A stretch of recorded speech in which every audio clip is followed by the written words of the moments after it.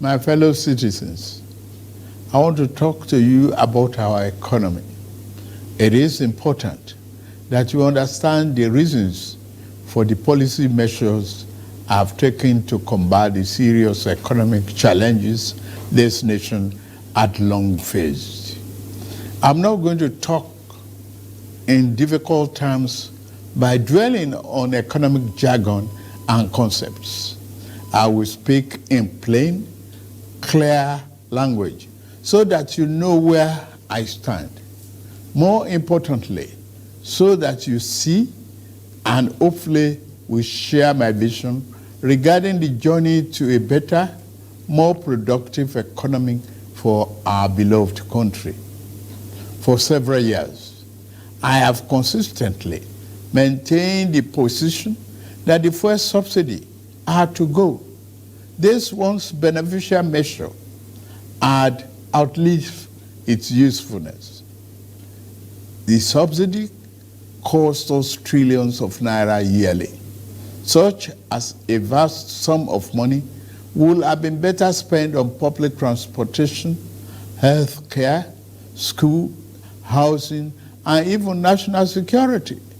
Instead, it was being funneled into the deep pocket and lavish bank account of a selected group of individuals. This group had amassed so much wealth and power that they became a serious threat to the fairness of our economy and the integrity of our democratic governance. To be blunt, Nigeria could never become the society it was intended to be as long as such small, powerful, yet unelected groups hold enormous influence over our political economy and the institutions that govern it. The whims of the few should never hold dominant sway over the hopes and aspirations of the many. If we are to be a democracy, the people and not the power of money must be sovereign. The preceding administration saw this looming danger as well. Indeed, it made no provision in the 2023 appropriation for subsidy after June this year. Removal of this once helpful device that had transformed into a millstone around the country's neck had become inevitable. Also, the multiple exchange rate, the system that had been established became nothing but a highway of currency speculation. It diverted money that should have been used to create jobs, build factories, and businesses for millions of people. Our national wealth was doled out on favorable terms to a handful of people who had been made filthy rich simply by moving money from one hand to another. This too was extremely unfair and is not acceptable. It's also compounded the threat that the illicit and mass accumulation of money posed to the future of our democratic system and its economy. I had promised to reform the economy for the long-term good by fighting major imbalances that has plagued our economy. Ending the subsidy and the preferential exchange rate system were key to this fight. This fight is to define the fate and future of our nation. Much is imbalance. Thus, the effect in our economy immensely profited a tiny elite, the elite of the elite, you might call them. As we move to fight the flaws in the economy, the people who grow rich from them predictably will fight back through every means necessary. But we are ready. Our economy is going through a tough patch, and you are being hurt by it, I know. The cost of fuel has gone up. Food and other prices have followed it. Households and businesses struggling. things seem anxious and uncertain. I understand the hardship you face. I wish there were other ways, but there is not. If there were, I would have taken that route, as I came here to help, not to hurt the people and the nation that I love so dearly. What I can offer in the immediate is to reduce the burden of current economic situation, which has imposed on all of us, most especially on businesses, the working class, and most vulnerable among us. Already, the federal government is working closely with states and local governments to implement interventions that will cushion the pains of our people across socio-economic brackets. Earlier this month, I signed 4 executive orders in keeping with my electoral promise to address unfriendly fiscal policies and multiple taxes that are stifling the business environment. These executive orders on suspension and deferred commencement of some taxes will provide the necessary buffers and headroom to businesses in manufacturing sector to continue to thrive and expand. To strengthen the manufacturing sector, increase its capacity to expand and create good paying jobs, we are going to spend 75 billion between July 2023 and March 2024. Our objective is to fund minimum of 75 enterprises with great potential to kickstart a sustainable economic growth, accelerated structural transformation, and improved productivity.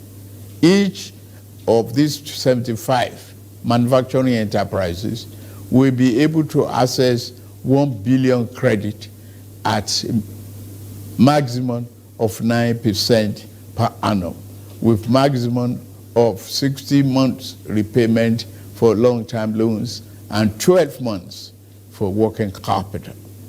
Our administration recognizes the importance of micro, small, and medium-sized enterprises and the informal sector as the drivers of growth. We are going to energize this important sector with 125 billion. Out of the sum, we will spend 50 billion conditional grant to 1 million nano businesses between now and March 24.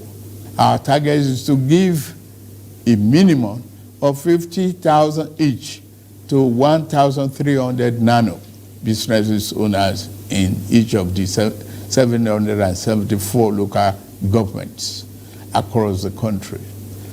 Ultimately, this program will further drive financial inclusion by onboarding beneficiaries into the formal banking system. In like manner, we will fund 100,000 MSMEs and startups with 75 billion.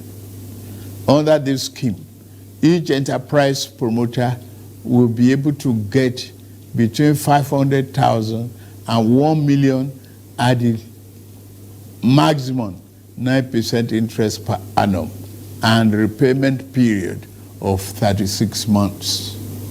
To further ensure that food prices and the items remain affordable, we have had a multi-stakeholder engagement with various farmers and associations and the operators within the agricultural value chain. In short and in immediate terms, we will ensure stable food are available and affordable. To this end, I have ordered release of 200,000 metric tons of grains from strategic reserves to households across the 36 states and FCT to moderate prices. We are also providing 225,000 metric tons of fertilizer, seeding, and other inputs to farmers who are committed to our food security agenda.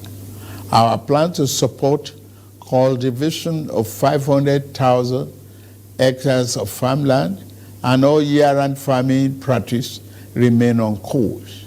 To be specific, 200 billion out of the 500 billion approved by the National Assembly will be disbursed as follows. Our administration will invest 50 billion each to cultivate 150,000 hectares of rice and maize. 50 billion each will also be earmarked to cultivate 100,000 hectares of wheat and cassava. This expansive agricultural program will be implemented targeting small farm holders and leveraging large-scale private sector players in the agri-business with strong performance record. In this regard, the expertise of developed financial institutions, commercial banks, and microfinance banks will be tapped to develop a viable and appropriate transaction structure for all stakeholders. Fellow Nigerians, I made a solemn pledge to work for you, how to improve your welfare and living condition.